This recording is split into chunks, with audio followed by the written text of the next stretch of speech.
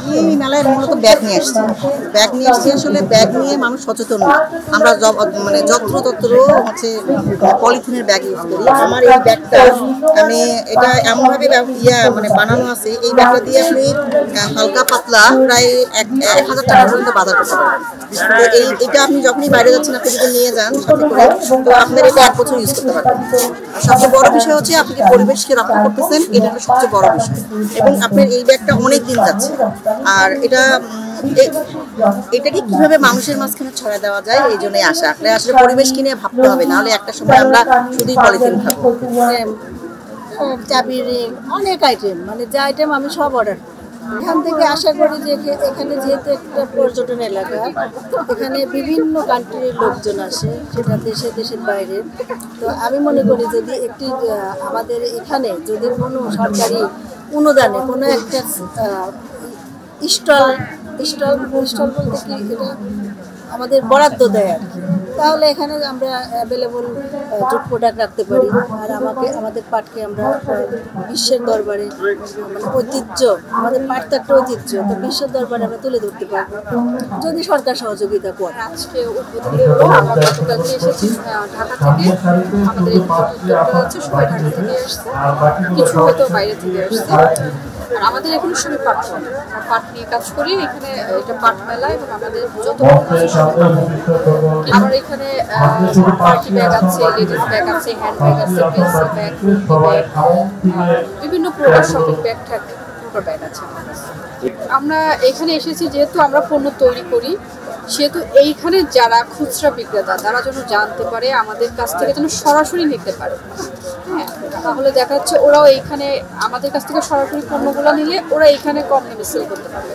কিন্তু ওরা দেখা যাচ্ছে সরাসরি আমাদের কাছ থেকে পাচ্ছে না, 2-3টা হাত হয়ে তারপর ওদের কাছে পৌঁছায়। ফলে ওর মানে পণ্যের রেটটা অনেক থাকে, কাস্টমার ওভাবে নেয় না।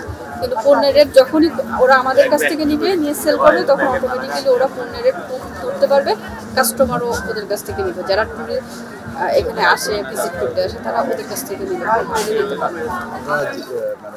বৈচিত্র্যময় পাট, যেটা আমাদের জেডিপিসি যে প্রকল্প, তার আন্ডারে আমরা এই মেলাটা বাংলাদেশের বিভিন্ন জায়গায় করে থাকি। এবং আমরা ঠিক গত মাসে শেষ করলাম আমাদের বাণিজ্য মেলার যে সাফল্য, সেখান থেকে অনুপ্রাণিত হয়ে আমরা প্রথমবারের মতো কক্সবাজারে আসলাম।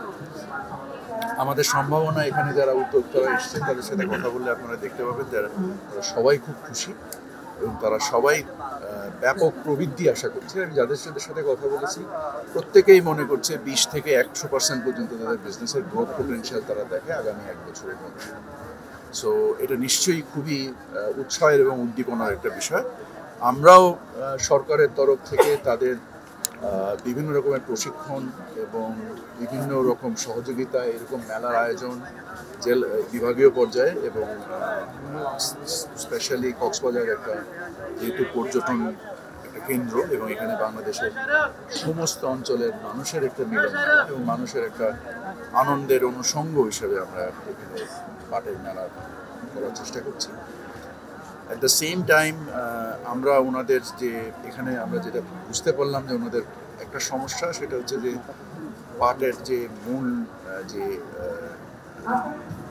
পাটের যে র মেটেরিয়াল, এটা ওনাদের প্রাপ্তি এবং এর মূল্য নিয়ে ওনাদের একটা সমস্যা আছে। সো আমরা এটা নিয়ে যে ডিপিসি যারা আছেন কর্মকর্তা, তাদের সাথে আমরা কথা বলছি, মেলার মধ্যেই কথা বলছি, এবং বেশ কিছু ব্যবস্থা নিয়েছি, এবং এখান থেকে যেটা বুঝেছি সেই অনুযায়ী আরও ব্যবস্থা নেব। আপনারা জানেন যে বর্তমান সরকার পলিথিন, একবার ব্যবহারযোগ্য পলিথিনকে নিষিদ্ধ ঘোষণা করেছে, এবং পরিবেশ মন্ত্রণালয়, বিশেষ করে পরিবেশ উপদেষ্টা, এই ব্যাপারে ব্যক্তিগতভাবে খুবই আগ্রহী।